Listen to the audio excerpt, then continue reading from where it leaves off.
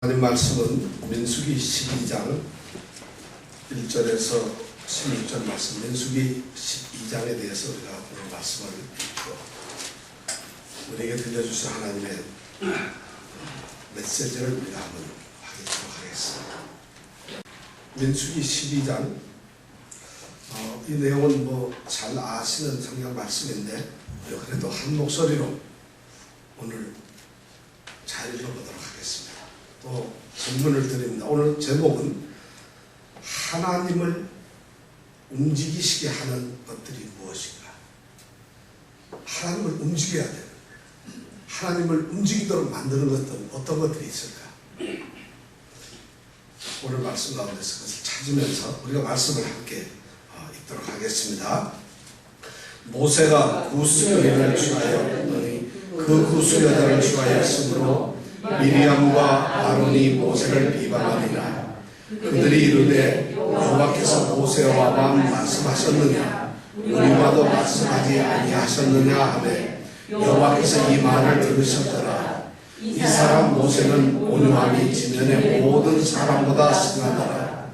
여호와께서 갑자기 모세와 아론과 미리암에게 이르시되 너희 3인은 회막으로 나오라 하시니 그 3인이 나아가매 여호와께서 구름 기둥 가운데로서 강림하사 장막문에 서시고 아론과 미리암을 부르시는지라. 그 두 사람이 나아가매 이르시되 내 말을 들으라. 너희 중에 선지자가 있으면 나 여호와가 이상으로 나를 내게 알리기도 하고 꿈으로 그와 말하기도 하거니와 내 종 모세와는 그렇지 아니하니 그는 나의 온 집에 충성됨이라. 그와는 내가 대면하여 명백히 말하고 은밀한 말로 아니하며 그는 또 여호와의 형상을 보겠거늘 너희가 어찌하여 내 종 모세 비방하기를 두려워 아니하느냐. 여호와께서 그들을 향하여 진노하시고 떠나심에 구름이 장막 위에서 떠나갔고 미리암은 문둥병이 들려 눈과 같더라. 아론이 미리암을 본즉 문둥병이 들었는지라. 아론이 이에 모세에게 이르되 슬프다 내 주여 우리가 우매한 일을 하여 죄를 얻었으니 청컨대 그 허물을 우리에게 돌리지 마소서. 그로 살이 반이나 썩고 죽어서 모태에서 나온 자같이 되게 마옵소서. 모세가 여호와께 부르짖어 가로되 하나님이여 원컨대 그를 고쳐주옵소서. 여호와께서 모세에게 이르시되 그의 아비가 그의 얼굴에 침을 뱉었을지라도 그가 7일간 부끄러워하지 않겠느냐. 그런즉 그를 진 밖에 7일을 가두고 그 후에 들어오게 할지니라 하시니 이에 미리암이 진 밖에 7일 동안 갇혔고 백성은 그를 다시 들어오게 하지 아니하더라. 그 후에 백성이 하세론에서 진앙하여 가나안 광야에 이르렀지니라. 아멘. 자, 하나만 물어보겠습니다. 지금 오늘 우리가 읽은 이 12장 이 사건이 어디에서 일어난 사건일까요? 구스에서 일어났다. 어디에서 일어났어? 광야는 다 아는 거고.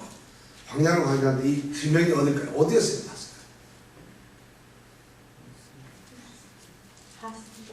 네? 예, 하세도 맞습니다. 16장에 보니까 그 후에 백성이 어디에서? 하세로에서 뭘 해요? 나갔답니다. 그래서 어디로 갔어요? 광야가 이름이 여러 개예요. 무슨 광야? 바람 광야. 그러니까 대충 알면 안 되는 거예요. 신의 광야도 있고 바람 광야도 있고, 그죠? 슌광야, 신광야 이름이 많아요. 그런데 이제 하세로스에서 일어났던 사건이라는 거죠. 자, 하세로스에서 지금 무슨 사건이 일어났느냐 하면은 모세를 비방하는 사건이 일어났어요. 그래서 이 성경 말씀을 우리가 너무 잘 알아요. 이 말씀을 딱 들으면은 교회에서 목사님들이 워낙 설교를 이 말씀 가지고 많이 했어요. 무슨 말이냐? 교회에서 주의 종인 목사님을 비방하거나 목사님을 흠을 보거나 목사님을 비난하면은 어떻게 된다고요? 저주를 받아서 큰일 난다. 그래서 주의 종을 어떻게 해요? 잘 모셔야 된다. 여름에 더우면 시원한 것도 좀 사드리고 추울 때는 좀 따뜻하게 해드리고 목사님을 아주 잘 대접해야 된다. 목사님을 대접하면 너희들 이렇게 된다. 오늘 목사님을 대접한 모세를 대접한 누구죠? 미리암과 아론이 대접을 해서 미리암이 어떻게 돼버렸어요? 야, 이러니까 이걸 딱 하면서 사랑하는 성도들 잘 아시겠죠? 오늘 말씀? 더 이상 말 안 해도 아시겠죠? 이런 장면을 우리가 너무 익숙하게 들어서 이 말씀을 딱 들으면 오늘 뭔가 우리를 hun기를 넣으려고 하는 거라구나 이렇게 생각하실 수가 있는데 실제 오늘 말씀을 가지고 우리가 차근차근 읽어가면서 이 말씀이 우리에게 무슨 말씀을 하시려고 하는 건가, 과연 그런 건지, 과연 목사님들을 다 우리가 두려워해야 되는 건지, 주의 종들을 이런 말씀을 우리가 한번 생각을 해보자는 거예요. 자, 오늘 말씀을 우리가 어떻게 할 때 이 말씀이 있기 전에 어떤 일이 있었는가 하면은 지난주에 우리가 생각했던 말씀이 뭐였죠? 다 잊어버린 게 얼마나 다행인지 몰라요. 지난주에 설교 제목이 뭔지 아세요? 금요일날? 탐욕의 무덤. 예, 탐욕의 기브로 파다와라고 하는데 탐욕의 무덤이에요. 왜 거기가 탐욕의 무덤이었죠? 이스라엘 백성들이 고기가 먹고 싶어서 달라달라 그러니까 하나님께서 매출하기를 하루길 이내로 해서 지면에서 얼마? 거의 2규빗, 그러니까 1m까지 뭐가 쌓이겠다고? 매출하기. 그래서 사람들이 거두어들여가지고 그걸 말려가지고 먹었죠. 그래서 먹고 씹고, 매출하기는 참새에 비슷한 새고기인데, 새인데 그걸 씹다가 이빨 사이에 고기가 아직 끼기도 전에 어떻게? 하나님이 징계를 내렸다. 벌을 내려서 거기서 수많은 사람들이 죽었다는 거죠. 그래서 그들을 묻은 곳이 바로 어디라고요? 기브롯 하다. 그래서 탐욕을 부리고 욕심을 부린 사람들이 죽은 무덤의 곳이다 하는 이름으로 그것을 이름을 지었다고 했어요. 바로 그 사건이 있고 난 다음에 일어난 일이 바로 오늘 일이라는 것이죠. 그러니까 이스라엘 백성들은 지금 욕심을 냈어요. 더군다나 그 욕심을 내게 된 탐욕을 가지고 음식을 먹고 싶어하는, 그런 고기를 먹고 싶어하는 하나님이 주신 그 은혜를 잊어버리고 이런 짓을 하게 되었는데, 그 이유가 뭐냐면 오늘 지난 우리가 말씀 중에 보니까 그 이스라엘 백성 중에 섞여 사는 무리가 있었다는 것이에요.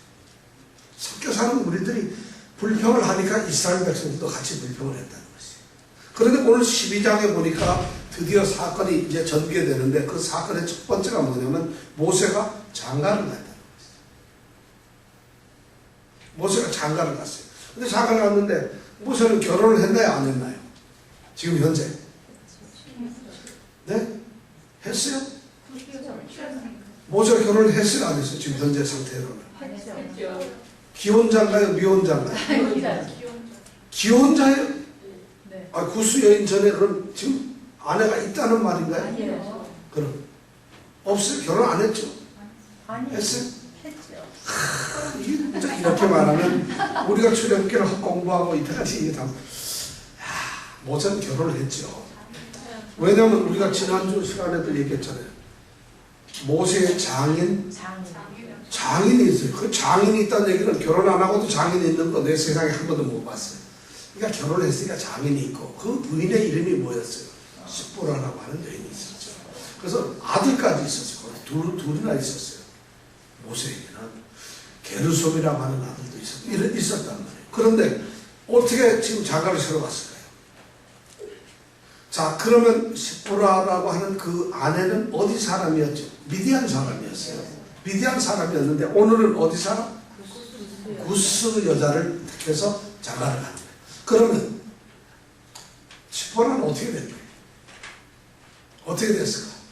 모세가 2번 장가를 가는 걸까? 아니면 십보라가 죽었는가?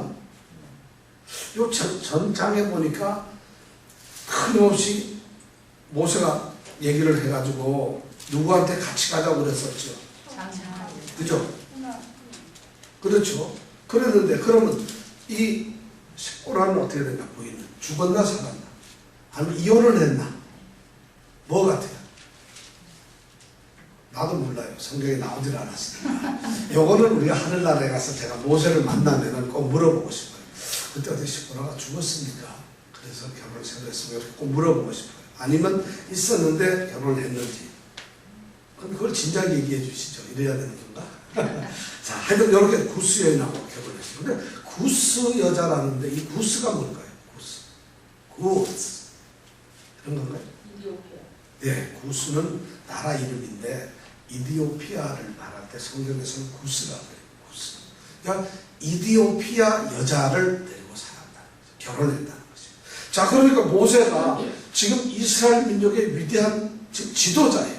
근데 이 사람이 결혼을 했는데 여자를 얻었는데 구스, 이디오피아 여자를 얻었다는 거죠. 심각한 문제가 생긴 거예요.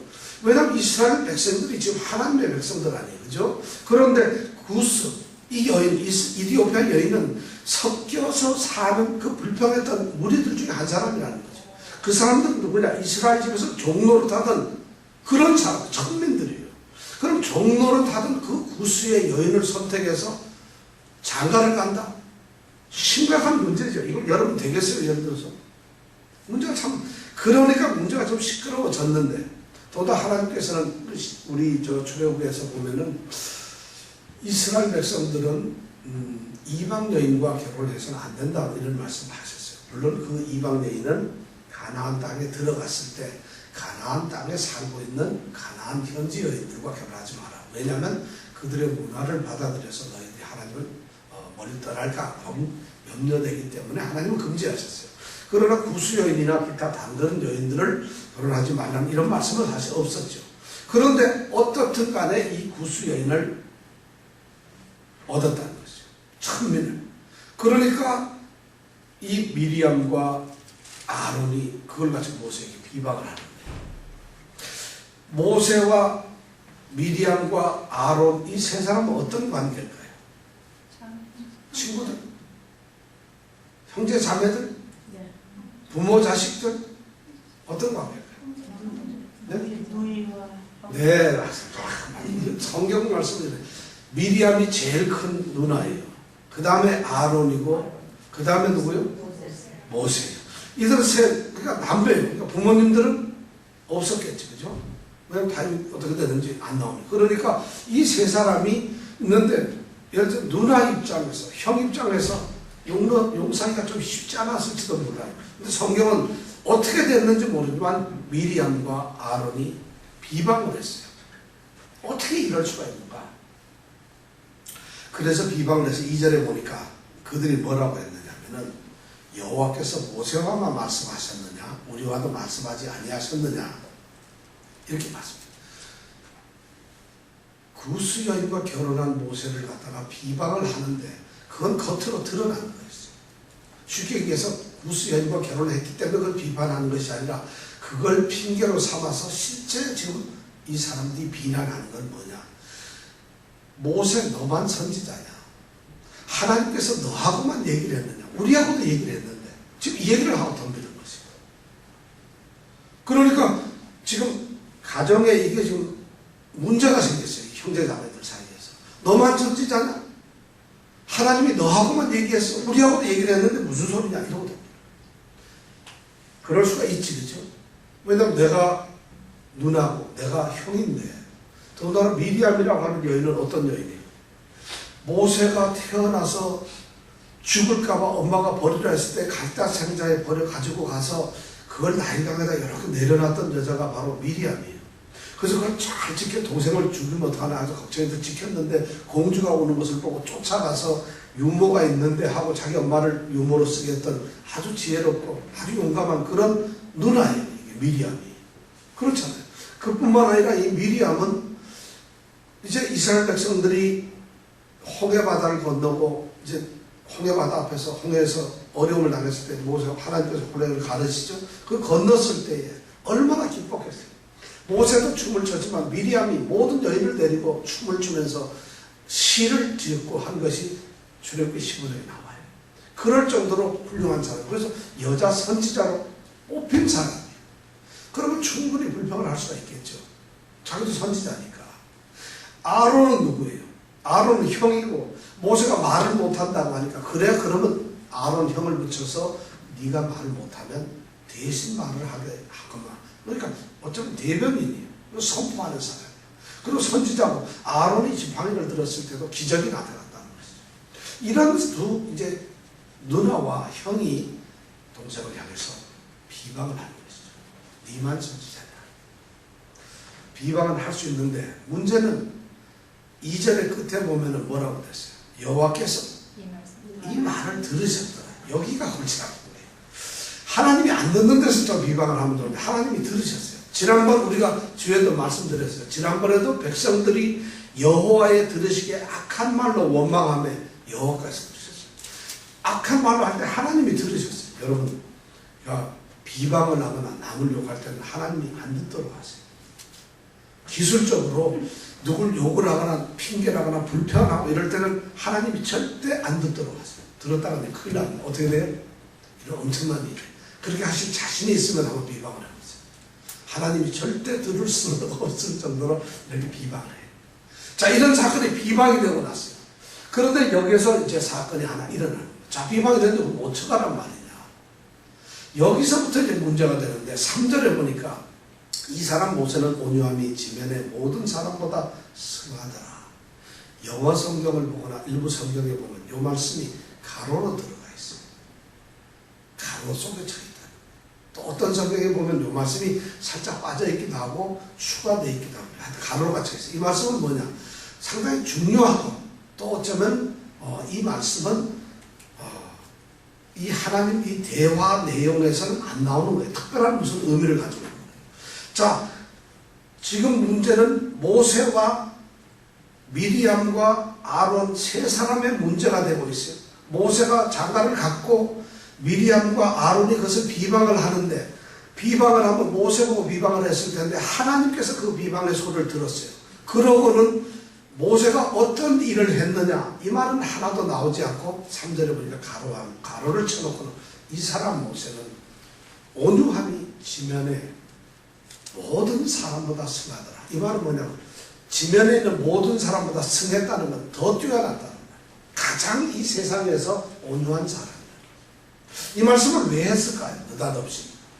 제가 보기에는 모세가 그들이 비난하는 것에 대해서 대적을 하지 않았다는 거죠. 그들이 비난하고 떠들 때 얼마든지 할 수 있어요. 야, 미리암, 당신은 내 누나이긴 하지만 여자가 까불고 있어. 이러면서 정의해. 이럴 수도 있을 거고. 왜냐하면 지금 여기는 유대인들에게는 여자는 사람 숫자도 안 세잖아요. 그러니까 까불고 있어. 가만히 있지 않고. 이럴 수도 있는 거예요. 그러니까 형이 아론 보고 딱 뭐라 그러면 형 얘기 잘 들어. 형은 나 아니면 죽었어. 내가 하나님 만나러 올라갈 때 시내산에서 뭐 했지? 앞장서가지고 뭐 했어? 뭐 했었죠? 금송아지 만들고 이제 됐던 게 형 아니야. 따지려면은 지금 미리암이나 아론은 아무 말도 못하는 거예요. 그런데 모세가 그런 것을 따지지 않고 아무 말도 안 했다. 하나님을 움직이시는 첫 번째 비결이 뭐냐면 바로 이 온유함이라는 거예요. 대적을 하지 않는다는 거죠. 이 온유함이라는 말이 무슨 뜻이에요? 여러분 온유함 성경에 보면 이 온유함이라는 말이 너무 많이 나오잖아요. 예수님께서도 마태복음 11장 29절에 보면 수고하고 무거운 짐진 자들아 다 내게로 내가 너희를 쉬게 하리라. 나는 마음이 온유하고 겸손하니 뭐라고 했어요? 나는 마음이 온유하고 겸손. 내게로 와서 배우라는 거죠. 내 멍에는 쉽고 내 짐은 가볍다. 그러니까 쉼을 얻으라는 거예요. 본인 예수님 스스로가 온유하다는 거예요. 갈라디아서 5장 22절 23 성령의 열매에 보면 8개가 나오나요? 9개가 나오죠. 9개 나오는데 그 중에서 온유가 8번째로 나오는 매우 중요한 성령의 열매로 되어 있어요. 온유라는 것은. 그것뿐만이 아니에요. 온유라는 것은 마태복음 5장에 보면 우리가 말하는 산상수훈에서 8가지 팔복이라는 게 나오죠. 그죠? 마음이 가난한 자, 뭐 이렇게 하는데. 두 번째 나오는 5장 5절에 보니까 온유한 자는 복이 있나니 저희가 땅을 유업으로 하는 것이죠. 엄청난 축복. 자, 여러분 온유가 뭘까요? 온유. 온유는 뭘까요? 온유가? 여러분 온유라는 말도 안 돼. 하나님께서 지금 하나님을 움직이는 첫 번째 비결은 뭐냐면 온유해야 돼요. 온유는 누구 애 이름 같은데. 누구 애 이름이 온유인데. 네. 자, 온유라는 무슨 의미를 가지고 온유. 근데 이 성경에서 어떻게 보면 제가 보기에 이 사랑 못지않게 너무 소중한 말이 이 온유라는 말이에요. 기독교인들, 예수를 믿는 사람들, 모든 사람이 가장 최고의 상태이 바로 온유예요. 온유가 뭐예요? 온유는 굽힌다, 절을 한다, 숙인다, 겸손한다, 낮춘다, 부드럽다. 이런 모든 표현을 다 합쳤을 때 온유라는 말입니다. 그러니까 온유하다 이 말은 여러분들 고개를 들 수 있지 않고 고개를 숙이는 것이에요. 그 다음에 빳빳하게 대들 수 있는데도 절을 하는 것이에요. 강하게 있을 수 있음에도 불구하고 숙이는 것이에요. 누구보다도 높은 자리에 있을 수 있는데도 불구하고 겸손하게 자기를 낮추는 것이에요. 이런 것이 태도가 바로 온유라고 하는 것이에요. 이 모세가 이 온유함이 세상에 출현하는 것이에요. 이 온유란 말을 조금 더 이해하려면 이런 거예요. 온유란 말은 여기 야생마가 있어요. 아주 거칠고 힘든 야생마가 있는데 그 야생마를 이제 길을 들여가지고 아주 순하게 만들었어요. 그러면 이 야생마가 잘 길들여져가지고 그 말을 타는 사람에게 아주 고분고분해졌어요. 자, 여기 이런 것을 보고 우리가 생각할 때 길들여진 야생마 같은 그런 것을 보고 우리가 온유라고 그래요. 그러면 제가 여러분들이 하나 물어보고 싶어요. 이 온유한 이 길들여진 이 야생마는 옛날 가지고 있던 그 성격이나 힘이나 이런 것이 있을까요? 없을까요? 있어요? 그렇죠. 있는데 근데 어떻게 됐어요? 그게 그렇죠. 컨트롤되고 절제가 되고 다스려지는 거죠. 그러니까 온유하다는 것은 기독교인들이 온유해야 된다니까 착각을 해가지고 어디 가서 기독교인은 네 하고 빌빌빌빌 해야 되고 바보처럼 이래야 되는 것을 온유라고 착각을 하는 그런 사람들이 많아요. 기독교인은 온유해야지. 야, 기독교인은 그렇게 대들 수 있어. 말 함부로 할 수 있어. 이렇게 온유라는 것은 그런 것이 아니에요. 강함이 있지만은 밖에 부드러움이 나타나는 거예요. 매우 강한 힘이 있지만은 그 힘을 부드럽게 사용할 줄 알아요. 아주 굳세지만은 그 굳셈이 부드러움으로 표현되는 거예요.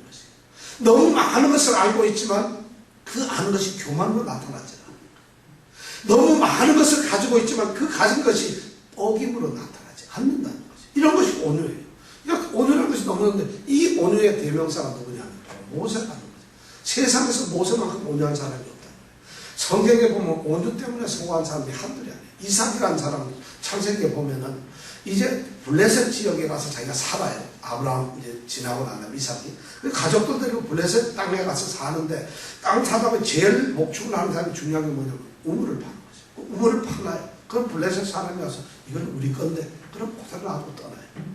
또 우물을 팠어요. 근데 블레셋 사람이 또 와요. 이게 내 건데. 이렇게 자꾸 방해를 받지만 이삭이 한 번도 그것을 자기 것이라고 주장하지 않고 블레셋 사람이 요구하면 그냥 포기라고 하는 거예요. 창세기 26장, 27장, 28장 이때 가보면 하나님께서 이삭에게 복을 줘서 100배, 1000배의 복을 내리셨다. 이 온유라는 것은 바로 그런 거예요. 모세가 바로 온유라는 것이 바로 그래요. 여러분 모세가 온유하다는 것이 여러분들은 모세 하면 어떻게 생각할지 모르지만 모세는 정말 성깔 있고 기질이 있는 사람이에요. 이 사람이 젊은 시절에 애굽 왕국에 있을 때 어느 날 나갔다가 자기 동족인 우리 이스라엘 백성, 유다 백성이 일하다 맞는 것을 보고는 어떻게 애국 사람을 죽여요. 이렇게 생겨요. 이스라엘 백성들이 잘못을 하고 타락해서 금송아지를 만든 걸 보고 하나님이 주신 이거 뭐예요? 돌판 시키면 돌판을 그냥 던져서 깨뜨릴 정도로 과격한 사람. 하나님이 반석에서 물을 쳐라 하니까 이놈들이 말을 안 들으니까 물을 향해서 반석을 향해서 물이 솟아나라 말을 하라 했는데 성질이 급하니까 그다음 들이쳐가지고 가나안 땅도 못 들어갈 정도로 하나님께서 너 내 말을 어겼구나. 반석을 쳤어. 그러면 가나안을 못 들어가요. 모세는. 그리고 가나안 땅 가기 전에 죽어요. 모세는. 이렇게 훌륭한 사람. 이렇게 강한 힘과 정열을 가지고 있는데 그 사람이 대들려면 얼마나 대들겠죠. 온유하게 대들지를 않아요. 자기를 비방해요. 자기가 뭘 잘못했어요. 좀 구스 여인이 좀 이쁘게 생겨서 좀 장가를 간 것밖에 없네. 왜 자기가 욕을 먹어야 되는지 몰라요. 당신들 미디엄 잘 들어. 여자가 까불고 있어. 아론 보고는 금송아지 생각하면 당신은 말도 못해. 이래야 될 사람인데 입을 닫고 가만히 있다는 것이죠. 그 성질 있는 사람. 그뿐만 아니라 배움으로 따지면 이 당시에 60만 이스라엘 백성 중에 다 이 사람들은 뭐예요? 애굽 땅에서 뭐 했어요? 종살이 한 사람들이에요. 그런데 모세는 뭐 한 사람이죠? 왕궁에서 왕자로 살면서 40년 동안 뭐를 배웠다? 왕의 학문을 배운 사람이에요. 당대 최고의 학문가예요. 왕자가 배우는 애굽의 천문, 지리 이런 걸 공부해서 정말 학문으로서 최고예요. 한 번도 성경에 보면 모세가 잘난 척하고 나 좀 압니다. 내가 미들베리 대학을 나왔는데 이런 얘기 한 번도 안 했다는 거예요. 미들베리는 우리 남궁 전도사님이 나온 학교예요. 이런 얘기 한 번도 안 했다는 거예요. 예를 들면은 그러니까 학문이 이렇게 있으면서도 모세가 그 얘기를 안 해요. 얼마나 대단한 사람. 그뿐이겠어요. 모세의 경험. 지금 이 사람들이 어디를 가고 있어요? 광야를 가고 있어요. 모세는 이미 애굽에서 나와가지고 미디안에서부터 양치기를 하면서 광야 생활을 몇 년? 40년을 살고 있었어요. 광야는 자기가 누구보다도 전문가예요. 애굽 땅에서 종살이 하던 그 이스라엘 백성보다도 자기는 광야 하면은 광야에서는 밤에 뭐 해야 되고 낮에 뭐 해야 되고 아침에 뭐 해야 되고 전부 다 이 사람은 선수예요. 선수. 그 사람이 자랑하나요? 오히려 누구예요? 이드로나 장인 보고 좀 길 좀 안내해 주세요 정도로 정말 온유한 사람. 이 사람의 영적인 능력은 뭐 어떻게 됐어요? 우리로 말하면 신앙심 한번 보잖아요. 모세는 하나님의 종으로서 기적의 현장에서 기적을 앞세운 사람, 홍해를 갈랐던 사람, 반석에 물을 나게 했던 사람, 엄청난 일을 지금 기적을 모세가 전부 간구하고 기도하고 그 기적을 일으켰던 사람인데 그건 모세가 자랑하지 않았어요. 이스라엘 민족에서 지금 최고의 지도자예요. 이 사람들을 데리고 이끌어가는 최고의 지도자인데 지도자가 자랑을 하지 않았어요. 이런 모세가 바로 온유하다고 하나님 말씀. 여러분 온유라는 개념을 잘 찾아요. 온유가 바로 이 하나님을 움직이는 거예요. 모세가 자기를 비방하는 미리암과 아론에게 한마디 대답을 하지 않았어요. 했다면 아마 성경에서 모세와 저희가 다툴세 하나님이 그 다투는 것을 보시고 셋을 불러서 이렇게 얘기를 했을 거예요. 근데 오늘 성경 말씀에 그게 아니에요. 미리암과 아론이 비방하는 것을 하나님께서 들으셨어요. 그리고 모세는 그 다음 3절에 보니까 너무 온유해서 세상에서 제일 온유한 사람 이렇게 말해요. 온유가 모세는 그에게 대들지 않았다. 저는 우리 사랑 성도들이 바로 이 온유라는 것을 가져요. 온유하면 세상을 흔들 수 있어요. 주의 종이기 때문에 모세가 그래서 하나님이 움직여지고 하나님 편이 된 것이 아니라 미리암도 주의 종이고 아론도 주의 종이에요. 다 주의 종이에요. 모세도 종이잖아. 그죠? 여기에서 하나님께 인정을 받고 이들은 비방했지만 모세는 그 모든 것을 받을 수 없던 이 온유라는 것이 있습니다. 온유함이 하나님을 감동시키고 하나님을 흔들 수 있다. 온유한 자는 기업을 땅으로 받아요. 다시 말해서 이긴다는 것이 최고 승리를 얻고 열매를 거둔다는 것이. 아주 훌륭한 얘기가 있는데 영국에는 감리교를 창시하신 그 존 웨슬레 목사님이 계셨고 또 그 당대에 유명한 조지 위필드라고 하는 목사님이 계셨어요. 근데 이 두 분은 워낙 신앙이 좋았어요. 근데 그 당시에 워낙 신앙이 좋은 영국을 이끌어가는 최고의 신앙가들이었는데 신학자들이고 목사님이고 그 당시 지금도 우리 역사적으로 존 웨슬레 신앙이나 또는 조지 위필드의 신앙을 얘기하면은 모든 사람이 고개를 숙일 정도 훌륭한 사람. 근데 이 사람들이 신학적인 사조가 더러 달라요. 존 웨슬레는 감리교를 세우면서 소위 알미니안주의라 해서 행위로서 우리가 어떤 거룩한 모습, 성화를 우리 스스로 애를 써서 구원을 받는다. 이렇게 감리교를 그렇게 주장을 하시는 분이었어요. 그런데 이 조지 피필드는 그렇게 둘이 신앙이 좋으면서 어떤 사람은 칼빈주의예요. 우리가 구원을 받는 우리 노력은 필요가 없다. 하나님께서 주권적으로 구원을 시켜줘야 된다. 이렇게 해가지고 둘이 신학적으로 다투어요. 그래서 신학적으로 굉장히 반목을 하고 있어요. 아주 철저하게 동과 서처럼 아주 대립이 되어 있어요. 그런데 당대 최고로 다 존경을 받는 사람이었어요. 이것을 알고 사탄 마귀같이 생긴 이 꼭 모시처럼 생긴 사람이 왔어요. 그래가지고 조지 피필드한테 싹 이제 충동질을 하는데 저기 조지 선생님 하나만 내가 물어보겠습니다. 뭐냐? 제가 궁금한 것은 존 웨슬레가 천국에 갔을까요? 만약 죽으면 우리가 천국에 가서 존 웨슬레를 볼 수가 있을까요? 이렇게 묻는 거예요. 쉽게 얘기하면 그 사람은 우리가 생각할 때는 정신앙이 아니다 이런 생각을 하고 이제 물어보는 거죠. 조지 빌드 입장에서는 그 말을 들으면 어떻게 알았어? 절대 못 보지. 이럴 줄 알았지. 근데 조지 빌드가 뭐라고 대답하느냐면 형제요. 우리는 웨슬레를 천국에서 볼 수가 없습니다. 이런 거니까 그래요? 이제 좋잖아요. 볼 수가 없다. 어떻게 해요? 웨슬레는 하나님이 너무 사랑하셔서 하나님 바로 가까이에 두고 있고 우리 같은 사람은 너무 멀리 하나님께 떨어져 있어서 감히 우리는 웨슬레가 있는지도 볼 수도 없는 그런 존재들입니다. 이렇게 딱 얘기를 하는 거예요. 그러니까 이 사람이 그래? 이런 것을 바로 뭐라 한다고요? 온유라고 한다는 거죠. 온유라고. 적이지만 신앙적인 문제가 있지만 이렇게 모든 것을 포기하고 양보하고 전주를 길들인 야생 사랑하는 성도들 그렇게 온유로서 하나님을 흔드시기 바랍니다. 하나님은 무조건 그래서 이겨야 돼요.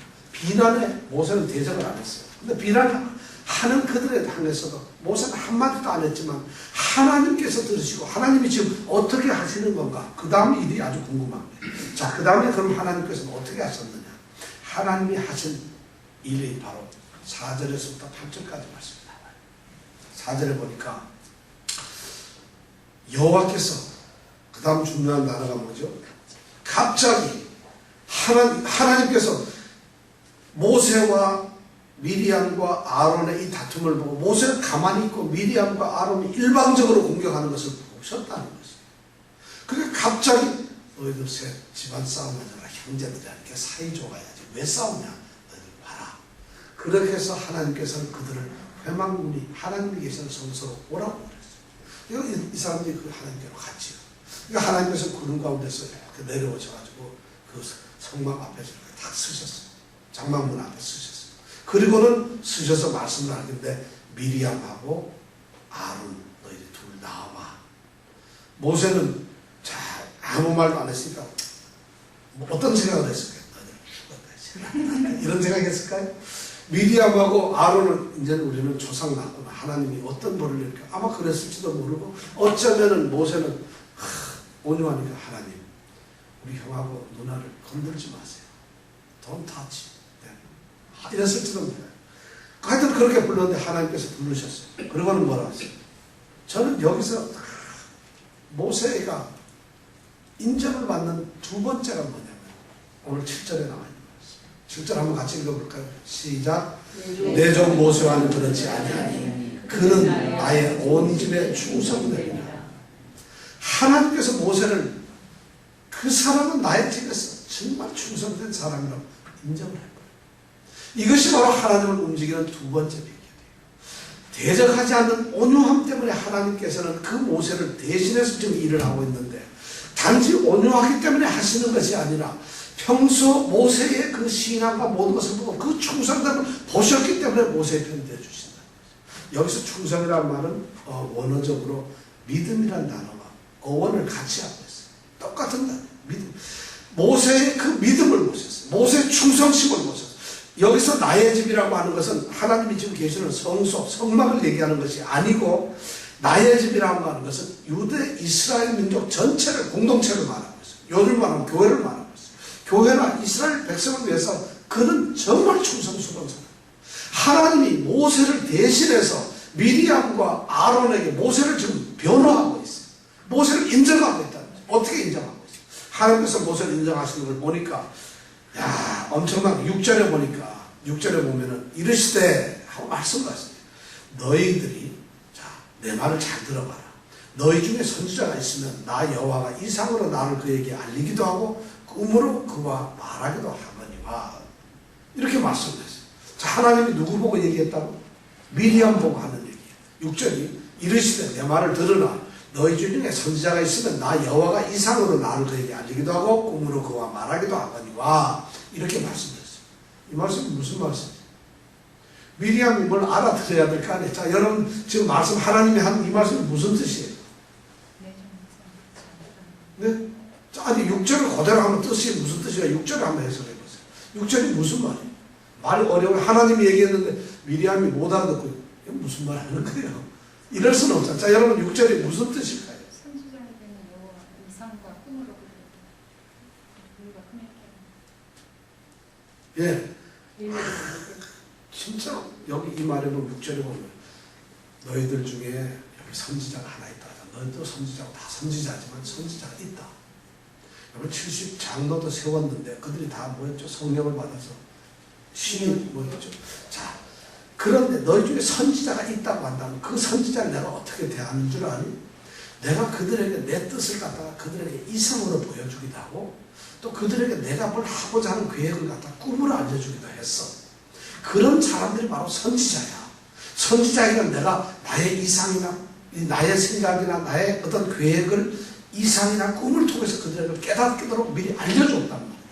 이렇게 얘기를 하고 있는 거야. 그러면서 7절에는 뭐라 하냐면 내 종 모세는 그렇게 안 했다. 선지자들한테는 그렇게 이상도 보여주고 꿈도 보여줘. 모세에게는 꿈도 이상도 보여주지 않았다는 것이. 그럼 모세는 뭐예요? 아무것도 아닌가요? 8절에 보니까 위대한 말이 있어요. 8절이 그러니까 모세가 얼마나 인정을 받는지 몰라요. 지금. 다른 선지자들한테는 이상이나 꿈으로 내가 보여주고 직접 만나지는 않았지만은 모세는 어떻게 했느냐. 8절에 보니까 내가 그 사람은 직접 만나 대면을 하는 거야. 그 다음에 분명하게 말을 했어요. 뭐는 은밀한 말로 비유를 들거나 환상을 보여주거나 이런 것이 아니라 단도직입적으로 직접적으로 말을 했다는 거예요. 이런 말이었어요. 그뿐만이 아니에요. 다른 사람도 꿈이나 이상을 봤지만 모세는 누굴 봐요? 하나님의 영광을 직접 보아요. 직접. 그게 모세라는 것이에요. 그런 모세를 네가 감히 비난할 수 있겠어? 하나님이 이렇게 인생을 하고 있어요. 여러분 어때요? 소름이 돋아요. 하나님이 이런 말씀하세요. 여러분, 여러분들이 어떤 공경에 처했을 때, 여러분 우리가 힘들 때 하나님이 까불고 있어요. 얘가 누군지 알아? 우리 이정근 집사가 누군지 아냐고? 주일날마다 아침에 와서 앰프 만지고 너무 사진 다 찍고 하는데 설교 다 동영상 걸리고 하나님이 인정하십니다. 자, 지금 모세는 바로 그런 인정을 받고 있는 것이에요. 하나님이 인정하는 사람. 그 인정의 두 번째 비결이 뭐죠? 바로 충성. 하나님의 집을 위해서 하나님이 그 충성을 보시는 거예요. 그의 믿음을 보시는 거예요. 그래서 이미 모세는 나의 사람이라고 내 종 모세라고 하나님께서 인정을 해버리셨어요. 그런데 그 모세가 온유하게 말을 안 하니까 하나님이 급한 거예요. 저놈들이 내 종 모세를 갖다가 지금 저 충성스러운 모세를 갖다가 대꾸를 안 하니까 저놈들 비방하는 거 하나님이 들으시고 나서는 것이에요. 그리고 하는 거예요. 이런 사람이 바로 하나님을 움직이는 사람. 이런 사람이 되어야 여기 어디 뭐 주의 종 목사님한테 순종하나 이런 말은 없는 것 같아요. 바로 이런 위대한 말씀이 여기 숨어 있어요. 자, 모세가 바로 그런 사람.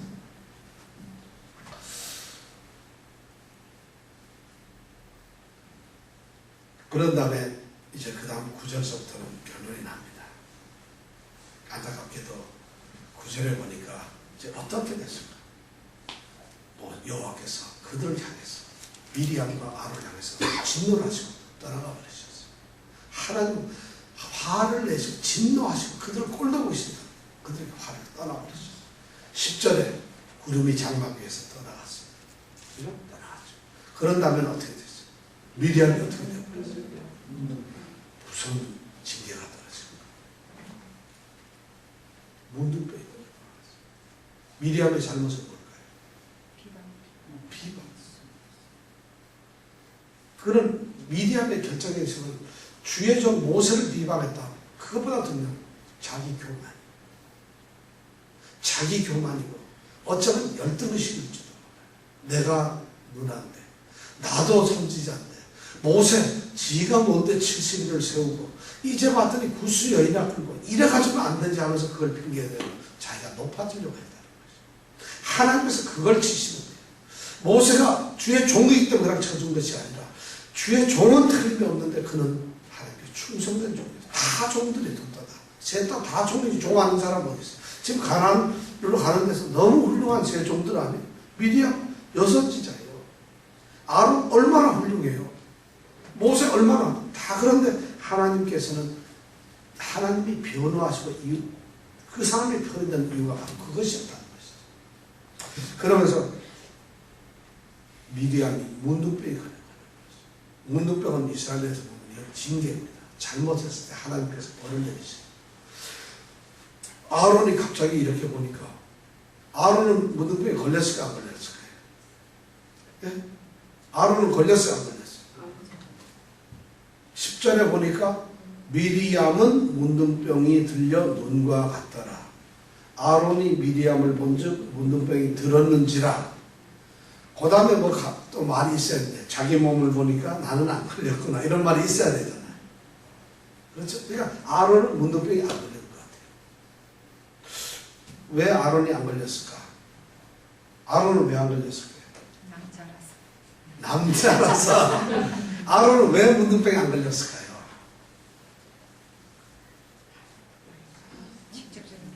내가 보기엔 그런 것 같아요. 오늘 여기 말씀에 보니까 잘못을 하는 건 미리암이었어요. 아론은 이 동생은 누나가 말하니까 더부살로 따라가는 거예요. 그냥. 오늘 이 말씀에 비방이라는 말씀을 이렇게 잘 보면은 아주 재미난 표현을 썼어요. 이 미리암이 비방을 하죠. 12장 1절에 보면은 미리암과 아론이 모세를 비방했다. 미리암 이름이 앞에 나와요. 이 말은 뭐냐면 이 성경에 나올 때 이름이 누구 이름이 제일 먼저 나오냐 이것이 굉장히 중요해요. 우리가 무슨 일을 할 때 대통령 이름을 제일 먼저 쓰고 그 다음에 장관 이름 쓰지 장관 이름 먼저 안 쓰잖아요. 누가 더 중요하고 누가 더 역할을 했느냐인데 미리암이 비방을 했다는 것이에요. 그 다음에 여기 보면 비방을 하다 이 말에 문법적으로 보면 여기 여성 동사로 되어 있어요. 여성 동사로 되어 있어요. 그러니까 여성이 한 것이에요. 그런데다가 징벌을 받은 것은 당연히 그러니까 미리암만 받게 되는 것이죠. 그 미리암이 어떻게 됐어요?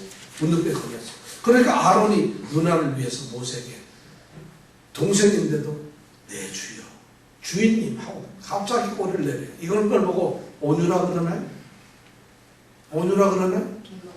이거는 그렇죠. 바로 힘이 없이 이렇게 되는 건 비겁이에요. 비겁 그 다음에 뭐 비굴 이런 거예요. 강한데도 아까 얘기한 온유라는 것이 바로 온유란 강하지만은 그 강함을 드러내죠. 자기 숙이는 것이. 그런 사람 보면 얼마나 두려워요. 다 알고 있는데 학문이 뛰어난 모사 모른 척하네. 여러분 그런 사람 못하죠. 얼마나 지금 비굴하다니. 금방 보면 내 주여. 자기 동생을 보고 나 같으면 그래도 이렇게 되면 야 좀 잘못했지만 어이 동생 누나인데 그래 좀 고쳐줘야지. 좀 기도 좀 해라. 이래야 되지 않겠어요? 그렇지 않나요? 여기에서 그냥 납작 얻어서 내주요. 이러면서 제발 좀 고쳐달라고 그랬죠. 모세가 기도를 합니다. 그죠? 모세가 기도하죠. 원컨대 하나님이여 그를 고쳐주옵소서. 그래서 하나님께서 그를 고쳐줘요. 그래서 7일 동안 광야에 진 밖으로 나가서 가두었는 거예요. 왜냐하면 문둥병이 걸리게 되면 저주의 병인데 7일 동안 가두어서 깨끗해지면은 다시 진으로 나았구나 하고 제사장에게 보이고 그리고 들어오게 돼 있거든요. 그래서 징계를 받은 이 몸이 7일 지났을 때는 어떻게 됐을까요? 깨끗하게 됐겠죠. 그래서 들어오고 이스라엘 백성들은 어떻게? 하세롯을 떠나가지고 어디로 갔어요? 아람으로 갔어요. 세 번째 하나님을 움직였던 것은 모세가 바로 기도라는 것이죠. 모세는 온유하고 충성심이 있었지만 가장 중요한 것은 남을 위해 중보를 하더라. 기도를 할 수 있었던 거예요. 모세가 하나님께 아뢰어 가는데 기도를 했을 때 하나님이 움직여졌다. 모세가 만약 기도를 안 하고 가만히 아론이 그랬을 때 형 이번에 좀 고생 좀 하시오. 미리암 잘됐다. 이번 기회에 너는 영원히 끝이다. 이러질 않았다는 것이에요. 모세가 기도를 했다. 하나님께서는 기도를 할 걸 알으셨을까 몰랐어요. 이미 다 알았어요. 하나님께서는 기도하는 우리의 기도는 이미 다 알고 계세요. 근데 기도하는 자에 그 기도를 들으면서 하나님께서 고쳐줘요. 그러면서 하나님이 저는 이 참 인격적으로 이런 거 보면 재밌어요. 14절에 보면 여호와께서 모세에게 고쳐주세요 하니까 하나님이 모세에게 하는 거예요. 야, 그 아비가 딸이 뭘 잘못하면은 딸 얼굴에 침을 딱 뱉으면 그래도 한 일주일 동안 창피를 느껴야 되는 거 아니야? 하나님이 지금 그렇게 아주 시니컬하게 던지는 거야. 야, 사람도 그런데 일주일 동안 넣었다 빼. 그럼 고쳐줄게. 이 말씀을 지금 하시는 거야. 이 이 말씀의 뜻이 그거예요.